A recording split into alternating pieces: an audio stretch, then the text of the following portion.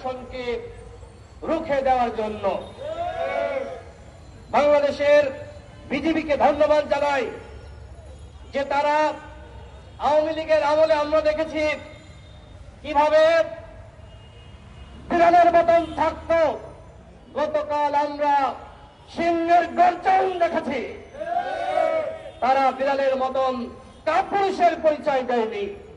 আমাদের স্পষ্ট কথা, গুলি চললে পাল্টা গুলি চালাতে হবে। আমার দেশের একজন নাগরিককে হত্যা করলে পাল্টা প্রতিশোধ দিতে হবে। এমনি এমনি ছাড় দিয়ে আর চলতুম না। এখন চালানো শিখতে হবে। কি চালানো শিখতে হবে? বন্দুক চালানো শিখতে হবে। বিজেপিকে বলবো,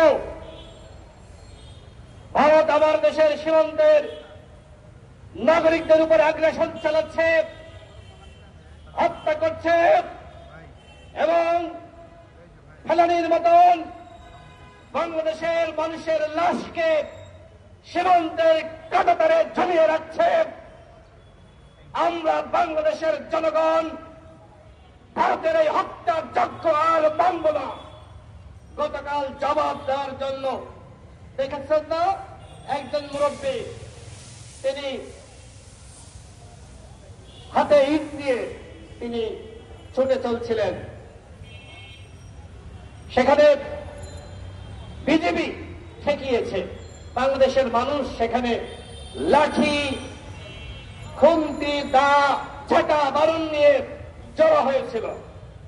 ভারতকে বুঝতে হবে, চুদুর বুদুর করে বাংলাদেশের জনগণকে আর ভয় দেখানো যাবে না। তোমাদের সাথে আমরা চুদুর বুদুর সম্পর্ক রাখতে চাই না। সম্পর্ক হবে ন্যায্যতার, ভালোবাসার, ভ্রাতৃত্বের।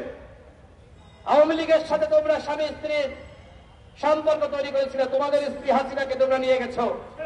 এখন সুখে থাকো, ভালো থাকো, সেই দোয়া করি। বাংলাদেশকে নিয়ে আর ফাইজলামি করিল না। এই ফাইজলামি আমরা আর মানব না।